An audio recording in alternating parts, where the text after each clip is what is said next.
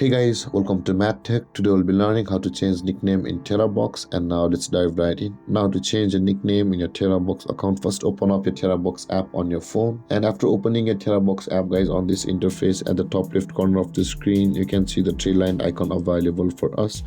Tap on the three line icon at the top left corner of the screen, and this kind of panel will appear where you can see a name or nickname at the top of this panel.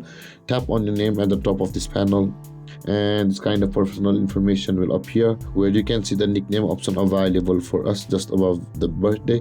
Tap on the nickname option over here, and at the bottom guys you can see this kind of panel will appear where you will be required to make certain edits to your nickname which you want to change it to.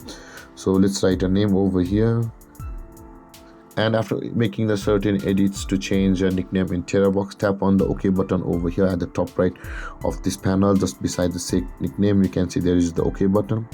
Tap on the OK button, and with that being done guys, your nickname in the Terabox app will be changed. To view that, let's go back, and again let's tap on the three line icon, and you can see guys your nickname has been changed in the Terabox at the top of the screen.